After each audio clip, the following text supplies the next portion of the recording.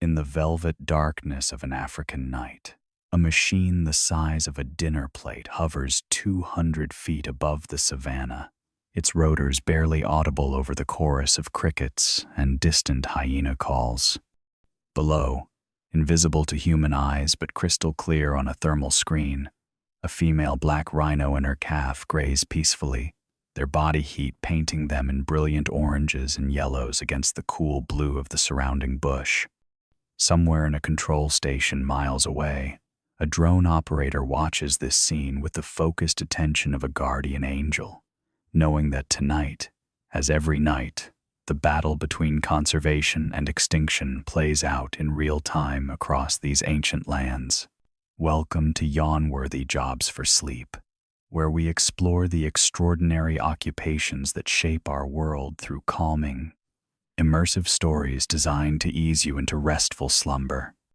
Tonight, we follow a wildlife protection drone operator through a complete shift at Kruger National Park in South Africa, witnessing how modern technology and timeless dedication combine to protect Earth's most endangered creatures.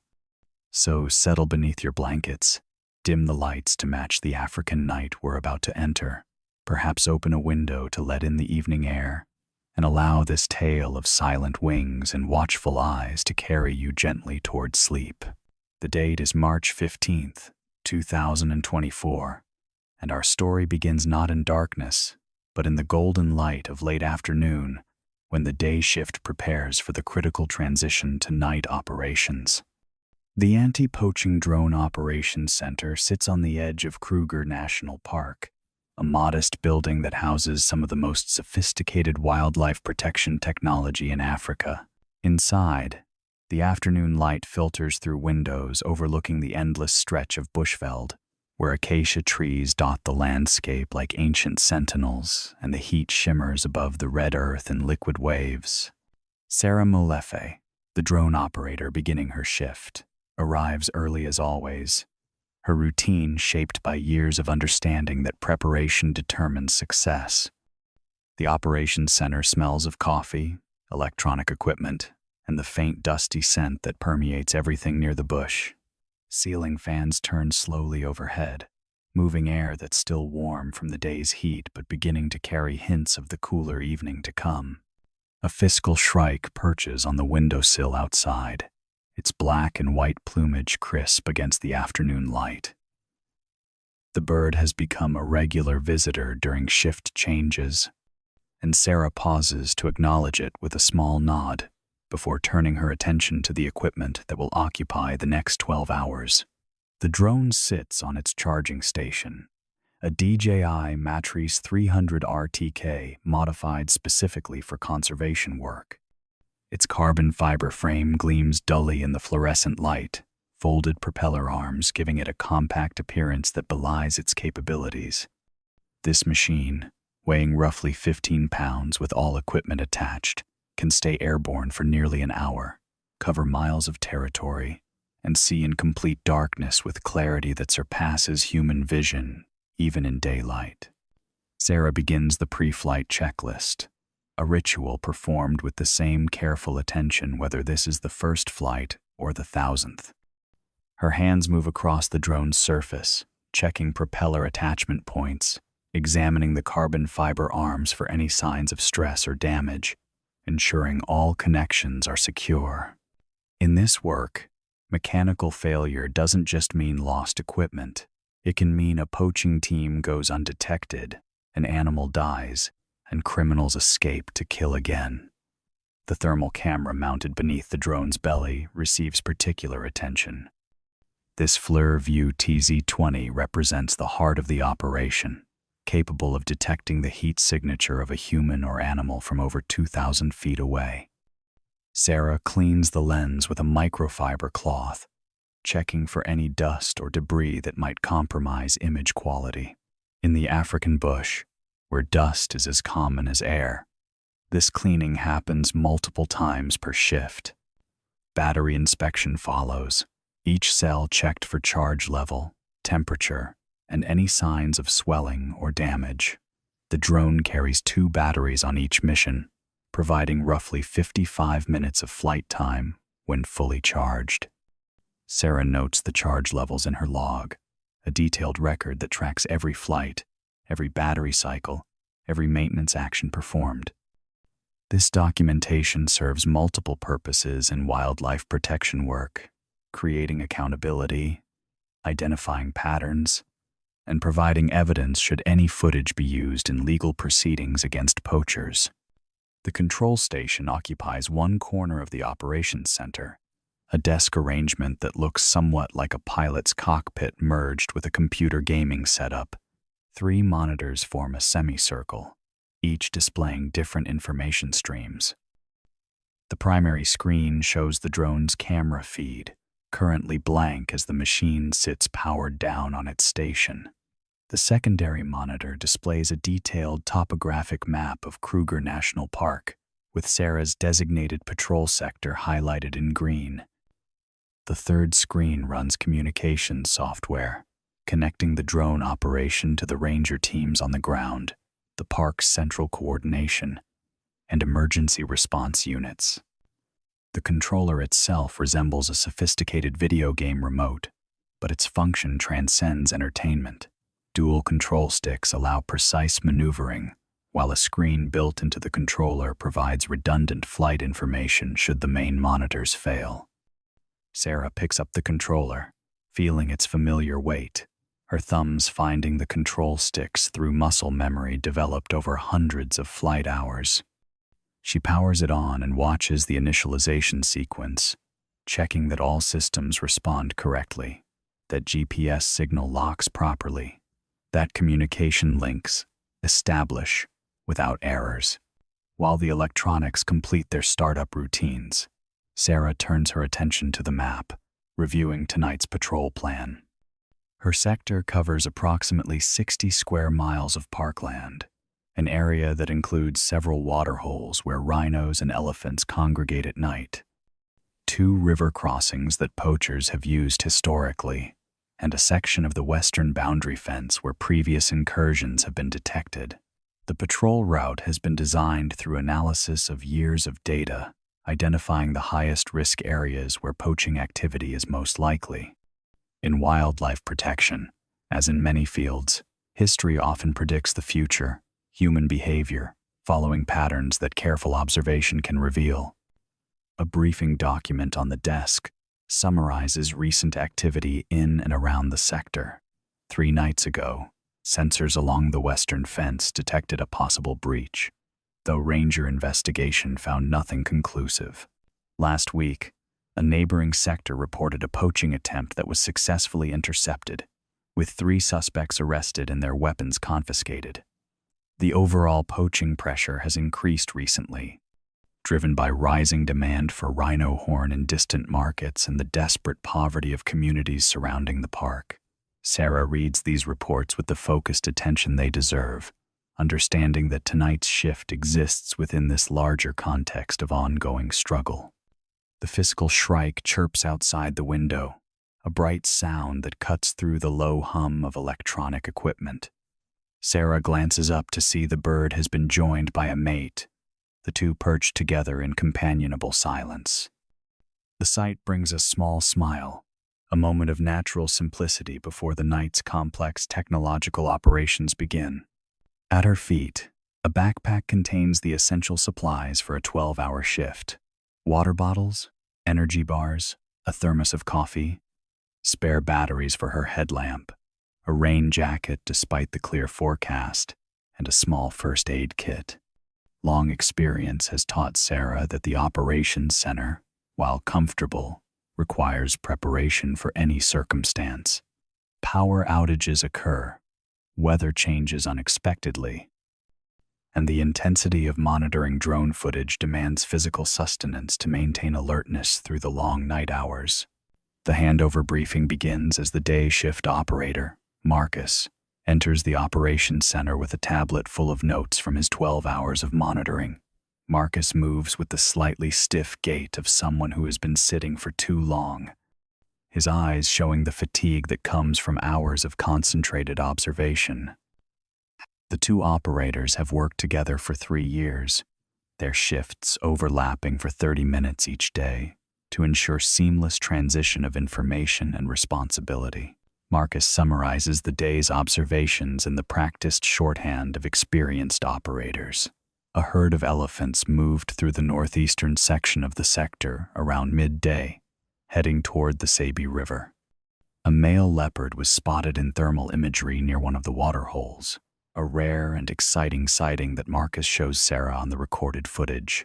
2 hiking groups moved through designated tourist areas, their permits checked and routes confirmed as legitimate.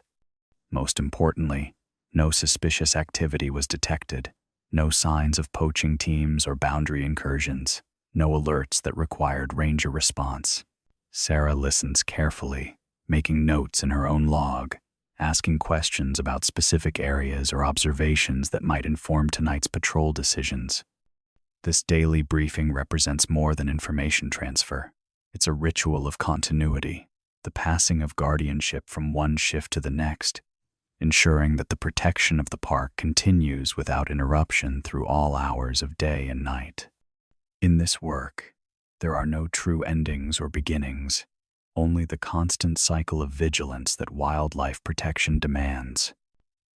With the briefing complete, Marcus gathers his belongings and heads home to rest, leaving Sarah alone in the operations center as the afternoon light begins its slow fade toward evening. The transition from day to night in the African bush happens with theatrical beauty, the sky passing through a palette of golds and oranges and purples before surrendering to darkness. Sarah watches this transformation through the windows, aware that she observes it from a privileged perspective, seeing both the natural wonder of the savanna and the artificial glow of technology that extends human perception into the night. The first flight of the shift will launch at dusk, that liminal period when diurnal animals settle for the night and nocturnal creatures begin their emergence. Sarah performs a final systems check, running through each item on the pre-flight checklist with methodical attention. Propellers are unfolded and locked into position, their carbon fiber blades catching the last of the daylight. The thermal camera is activated, its screen showing the operations center interior as a landscape of heat signatures, the warmest objects appearing in bright yellows and oranges, while cooler areas fade to blues and purples. Sarah watches her own hand pass in front of the camera, seeing it rendered as a glowing orange shape, the heat of her living body translated into visible light. GPS lock is confirmed, showing the drone's position with precision down to a few centimeters. This accuracy matters critically in wildlife protection work, where documenting the exact location of a sighting or suspicious activity can mean the difference between successful intervention and missed opportunity. The control station's mapping software is synchronized with the drone's position system, ensuring that any thermal detection will be instantly plotted on the digital map for ranger reference. Communication checks follow, Sarah keying the radio to confirm contact with Ranger Team Bravo, currently positioned in a patrol vehicle about 8 miles west of the operations center. The radio crackles to life, Ranger Team Leader Joseph Ndlovu's voice coming through clear despite the distance. In wildlife protection operations, the drone serves as eyes in the sky, while ranger teams provide the ground presence necessary for actual intervention. The two elements work in coordination, the aerial view guiding the terrestrial response, technology and traditional ranger skills combining to protect the animals. Outside the windows, the light has faded to that particular quality of late dusk, where the world hasn't yet surrendered to darkness but has released its grip on full daylight.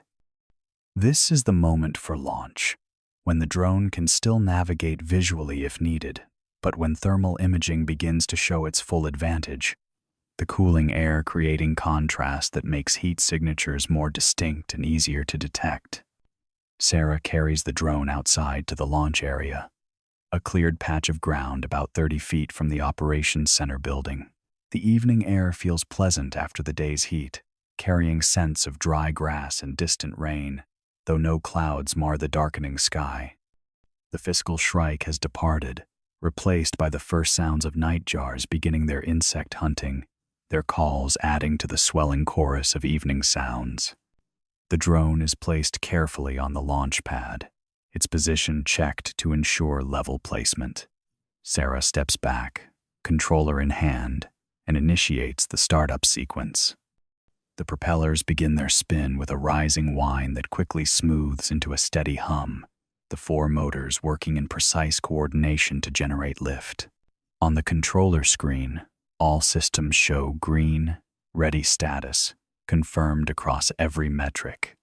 With gentle pressure on the control sticks, Sarah commands the drone upward, and the machine lifts smoothly into the darkening sky, rising with steady grace until it reaches its initial patrol altitude of 300 feet.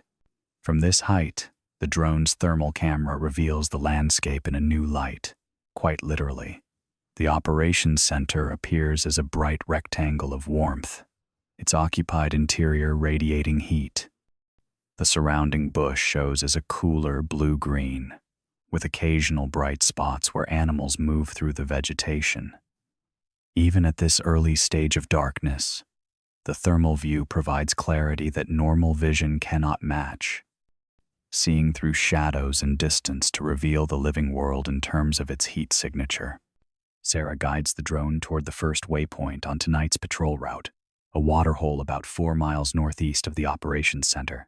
The flight is smooth, the drone responding to control inputs with precision, its camera scanning the ground below in a systematic pattern. On the operations center monitors, now that Sarah has returned inside, the thermal feed displays in high definition, each frame analyzed by both human attention and artificial intelligence algorithms designed to flag anomalies or objects of interest. The waterhole comes into view on the thermal display, its water appearing cool and dark against the warmer surrounding earth. At the water's edge, several shapes glow bright, their heat signatures identifying them as living creatures even before visual details become clear. As the drone descends slightly for better observation, the shapes resolve into a small herd of impalas, perhaps 15 individuals drinking at the waterhole's edge. Their bodies paint the thermal screen in vibrant oranges and yellows, each animal's living warmth transformed into visible information. Sarah watches the scene with attention that's both professional and appreciative. This is why the work matters. These moments of witnessing the natural world going about its ancient business, animals drinking and moving, and living in patterns unchanged for millennia. The impalas show no awareness of the drone hovering overhead, its quiet presence and altitude keeping it below their threshold of concern. This non-intrusive observation represents one of the key advantages of drone technology in wildlife monitoring: the ability to watch without disturbing, to gather information without adding human presence to the equation. After documenting the waterhole and finding nothing suspicious, Sarah commands the drone toward the next waypoint, following the patrol route's carefully planned path. The flight continues through deepening darkness, the thermal camera now providing the only real view of the landscape below. Stars begin to emerge in the sky above, that brilliant African display that comes with distance from city lights. The Milky Way gradually revealing itself as a river of light across the heavens. At a riverbank crossing point, the thermal camera picks up a larger heat signature, and Sarah slows the drone for closer inspection. The shape is substantial, glowing bright orange against the cooler background, and as the drone's position adjusts, the signature resolves into a magnificent sight: a white rhinoceros, a female by her size and shape, standing at the river's edge. The rhino's heat signature is intense, her large body radiating warmth into the cool night air. She drinks slowly, unhurried, secure in her massive strength and the darkness that conceals her from most threats. Sarah's heart rate increases slightly at this sighting, the way it always does when spotting one of these critically endangered creatures. She immediately marks the location on her digital map and captures video footage, documenting the rhino's position and behavior. This information serves multiple purposes in park management, tracking animal movements, identifying habitat use patterns, and most critically, allowing ranger teams to know where rhinos are located so they can provide additional protection during high-risk periods. The radio crackles and Sarah reports the sighting to Ranger Team Bravo. Joseph acknowledges the information, his voice carrying the same mixture of professional attention and genuine care that characterizes the best wildlife protection personnel. The ranger team will adjust their patrol route to pass near this area, not disturbing the rhino but providing a human presence that can deter potential poachers who might be moving through the darkness. As Sarah continues to observe the rhino, movement at the edge of the thermal frame catches her attention. Another heat signature appears, smaller than the rhino, moving through the bush with the characteristic gait that Sarah has learned to recognize immediately. A calf, young but steady on its feet, emerges from the vegetation to join its mother at the water's edge. The sight brings a smile to Sarah's face. This evidence of successful reproduction among a species pushed to the brink of extinction by human greed. Mother and calf drink together, their heat signatures bright against the darkened world, unaware that they are being watched and protected by technology and human dedication working in concert. After several minutes, the rhinos move away from the river, heading into deeper bush where their heat signatures gradually fade as vegetation blocks the thermal camera's view. Sarah maintains the drone's position for a few more minutes, ensuring the rhinos are moving safely away, before resuming the patrol route. The night deepens, and with it comes the full expression of the thermal camera's capability. The landscape below transforms into an abstract artwork of heat and cold, where every living thing announces its presence through the signature warmth of metabolism and blood. Small, bright dots that might be scrub hares or genettes move through the cooler bush. Larger signatures that could be warthogs or baboons cluster in family groups. The entire ecosystem reveals itself in thermal detail, a view of life itself expressed as radiant energy. Around 3 hours into the shift, while the drone is on its second flight after a battery change, the artificial intelligence detection algorithm triggers an alert.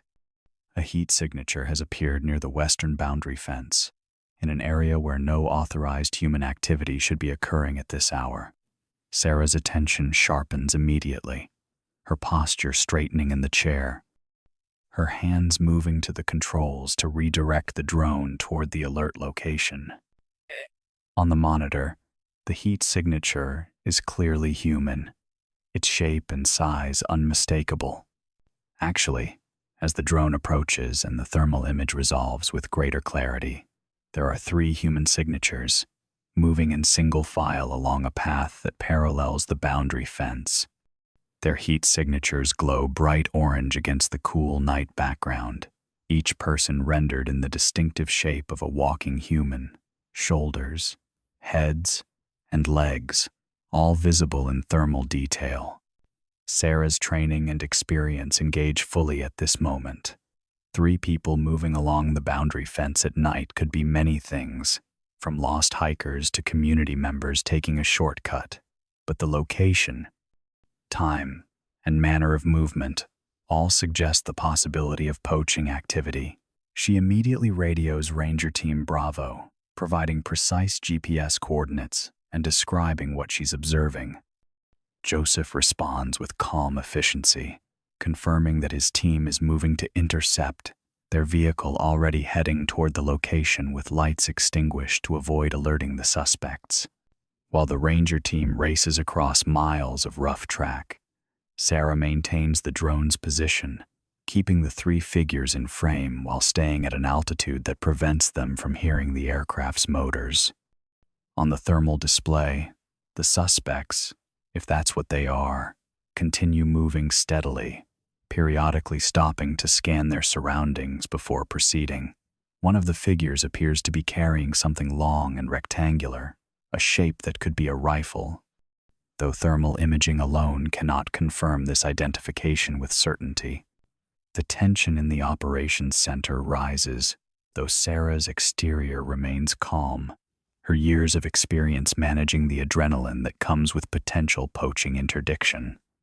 Her hands remained steady on the controls, making minute adjustments to keep the drone positioned optimally while conserving battery life. Her voice on the radio stays level and clear, providing updated positions to the ranger team as they approach, guiding them through the darkness toward the suspects. On the thermal display, the three figures have stopped at a point where the fence line meets a dry stream bed, a location that Sarah recognizes from previous incidents as a known weakness in the park's perimeter security. One figure kneels down, working at something on the ground, while the other two stand watch, their heads turning in regular patterns that suggest organized lookout behavior. This is not innocent activity. The body language, the location, the time, all align with classic poaching team operations. Sarah zooms the thermal camera tighter, trying to capture as much detail as possible for potential use as evidence. Modern thermal cameras, while excellent at detecting heat signatures, have limitations in creating the kind of visual detail needed for court proceedings. But every piece of documentation helps. She also switches on the drone's recording function, ensuring that every moment of this observation is captured in digital format, with GPS coordinates and timestamps embedded in the metadata. The radio crackles with Joseph's voice, now speaking in whispers. The ranger team has approached to within a few hundred yards of the suspect's position, moving on foot now to maintain stealth. Sarah provides final positioning guidance, describing the suspect's exact location relative to landmarks visible on the thermal display. On her screen, she can now see both the suspects and, at the edge of the frame, the heat signatures of the four rangers moving into position for interception. What happens next occurs with practiced coordination. At Joseph's signal, the rangers activate powerful spotlights, suddenly illuminating the area where the suspects are working.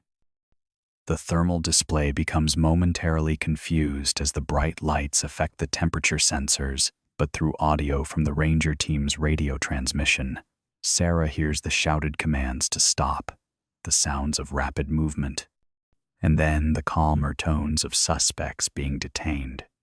Within minutes, Joseph reports the successful interdiction. 3 suspects apprehended, 1 rifle confiscated, wire-cutting tools seized, and critically, no animals harmed. The suspects were caught in the act of cutting through the boundary fence, clearly intending to enter the park for poaching activity. The intervention came early enough that they had not yet entered, had not yet located any target animals, had not yet had the opportunity to kill. Sarah marks the incident in her log with detailed notes, saves all the drone footage with careful file naming for later use as evidence, and guides the drone back to a standard patrol pattern. The adrenaline begins to fade, replaced by the quieter satisfaction of successful prevention. This is the real victory in wildlife protection work, not catching poachers after animals are dead, but stopping them before harm occurs, saving lives through vigilance and coordinated response. The night continues, the patrol routine resuming, though Sarah's alertness remains heightened. Poaching teams sometimes work in coordination, one group drawing attention while another operates elsewhere. She expands the patrol pattern, spending extra time monitoring the boundary fence in other sectors, watching for any additional suspicious activity. The thermal display shows only the normal patterns of wildlife moving through their territories, the occasional bright signature of a hyena or jackal, the clustered warmth of sleeping baboons in tree branches, the solitary heat of a hunting leopard moving with fluid grace through the darkness. Around the midpoint of the shift, Sarah brings the drone back for another battery change and a brief systems check.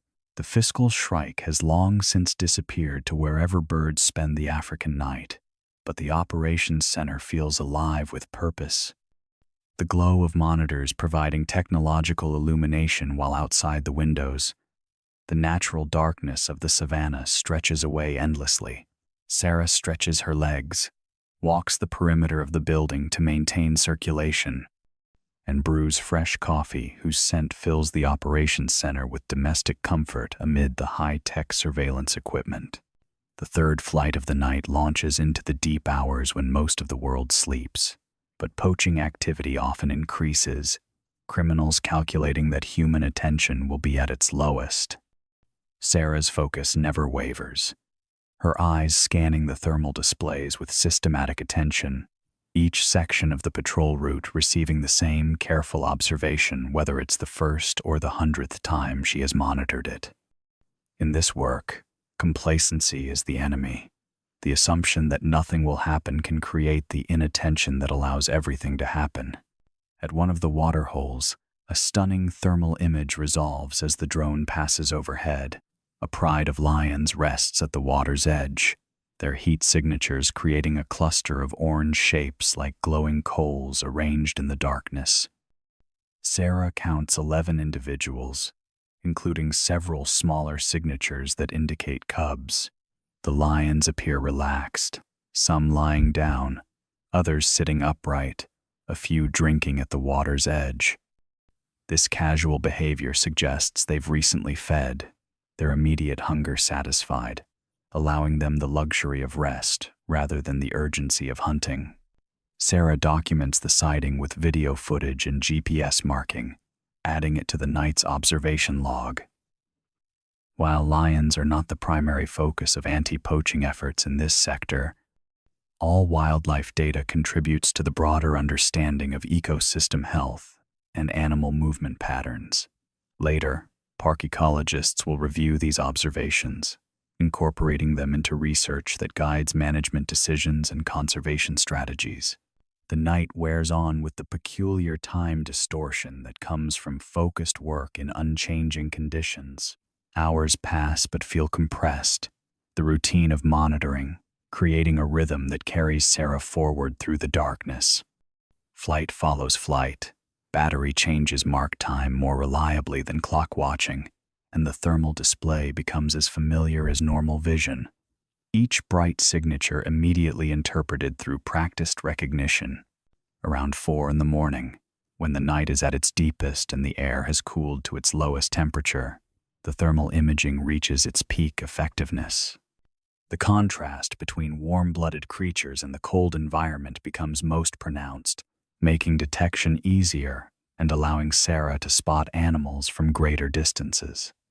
An elephant bull moving alone through the bush appears on the display from over a mile away, his massive heat signature unmistakable even at extreme range. Sarah guides the drone closer for observation of this magnificent creature, watching as he strips bark from a tree with his trunk, the ancient feeding behavior performed with casual strength. Male elephants live solitary lives outside of breeding season, wandering vast territories in search of food and water, their intelligence and memory guiding them along routes learned over decades. This bull shows no awareness of the drone hovering above him, simply continuing his nocturnal foraging while the stars wheel slowly overhead.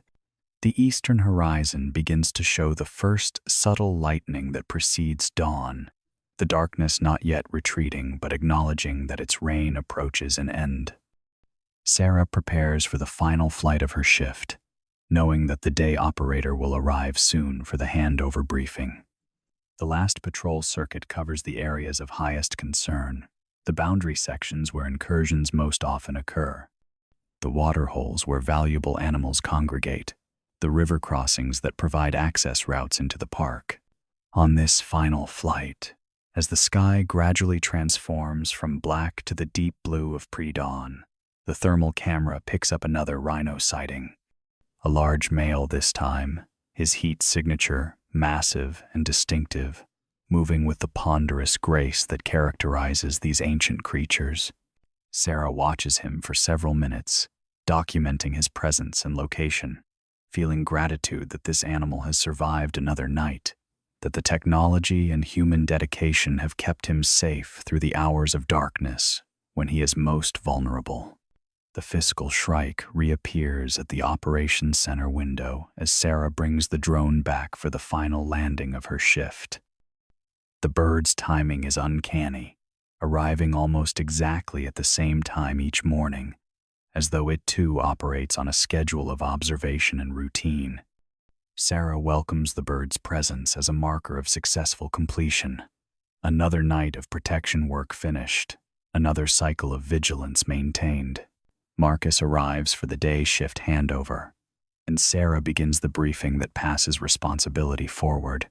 She describes the night's observations in careful detail, the early poaching interdiction and subsequent heightened alert status, the rhino sightings with their precise locations, the lion pride at the waterhole, the elephant bull's position, and the general assessment that the sector remains secure with no additional suspicious activity detected after the initial incident. Marcus listens with the same careful attention Sarah gave to his briefing 12 hours earlier, the cycle of information transfer completing itself. Ensuring continuity of protection across the shift changes, Sarah transfers all recorded footage to the central database, completes her detailed log entries, and performs the post-flight equipment inspection that ensures the drone will be ready for the next operator. As she gathers her belongings to head home, Sarah pauses at the operations center window to look out over the savanna now fully revealed in the growing daylight. The landscape stretches away in tones of gold and green, the same bushveld that exists beneath the thermal camera's gaze but now visible in normal light, in the colors and textures that human eyes evolved to perceive. Somewhere out there, the rhinos she monitored through the night are bedding down in shade for the day's heat. The lions rest in tall grass. The elephants continue their endless migrations across ancient paths. The drive home takes Sarah through communities that surround the park, past houses where people wake to begin their days, where children prepare for school, and adults ready themselves for work. The contrast between the high-tech surveillance world she just left and the daily human reality of these communities is striking, a reminder that wildlife protection exists not in isolation but as part of a complex social and economic landscape. Many of the people living here face poverty and limited opportunity, the same conditions that sometimes drive individuals toward poaching as a desperate means of income. Effective wildlife protection, Sarah knows, requires more than drones and rangers. It demands community engagement, economic development, education about the long-term value of living wildlife versus short-term poaching profits, and the creation of legitimate opportunities for people to benefit from conservation rather than being excluded from it. The work she does from the operations center represents just one element of a much larger effort, technology supporting but not replacing the human dimensions of conservation. At home, Sarah follows her post-shift routine, a shower to wash away the accumulated fatigue, a meal despite her body's confusion about whether this is breakfast or dinner, and then the deliberate process of winding down from the alertness that the work demands. She reviews some of the night's thermal footage on her personal laptop, not for official purposes but from genuine fascination with the wildlife behavior captured. The rhino calf nursing from its mother, caught in one sequence of thermal video, moves her deeply, a reminder of why the difficult work matters. Sleep comes slowly, as it often does after night shifts, her mind still processing the events of the past 12 hours. The successful poaching interdiction playing over in memory. 3 suspects arrested means 3 individuals who won't kill animals tonight, tomorrow night, or any night in the immediate future. It means 1 rifle removed from circulation, 1 group's knowledge about fence weaknesses now countered by increased ranger attention. Small victories in an ongoing struggle, but victories nonetheless. In the operations center, Marcus has launched the first-day flight, the drone once again climbing into African sky to resume the endless watch. The thermal camera, less effective in daylight heat but still useful, scans the landscape for the same signs of life and threat that Sarah monitored through the darkness. The cycle continues without pause. Day shift following night shift following day shift. The protection never stopping because the threat never stops. The technology that enables this work, the drones and thermal cameras and GPS tracking and artificial intelligence detection algorithms, represents humanity's attempt to leverage tools and innovation in service of preserving what remains of Earth's wild heritage. These are not natural solutions to natural problems. They are technological responses to human-created threats, compensating for the damage that human activity has inflicted on wildlife populations and habitats.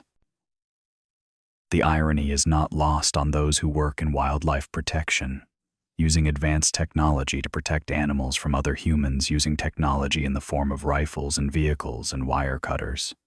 It is a technological arms race, where the stakes are measured in species survival and ecosystem integrity, where the weapons are cameras and motors and processors instead of bullets, where victory means preventing death rather than causing it. Yet within this technological framework, there remains something profoundly simple and ancient about the work's essential purpose. A person watches over animals through the night, keeping them safe from harm, much as shepherds have watched over flocks since humans first domesticated livestock thousands of years ago. The tools have changed dramatically, but the fundamental relationship, human as guardian, animal as ward, remains recognizable across the millennia. Sarah's dreams, when sleep finally comes, mix thermal imagery with normal vision, bright orange rhinos moving through landscapes that shift between the blues and greens of thermal display and the natural colors of the African bush.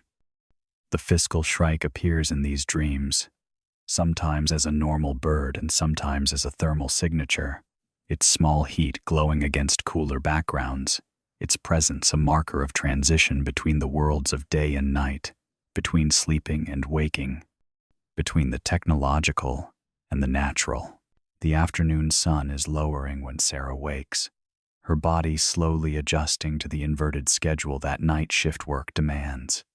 She prepares for another evening of monitoring, another 12 hours of watching the thermal displays, another night of coordinating with ranger teams and documenting wildlife movements and staying alert for the heat signatures that might indicate poaching activity.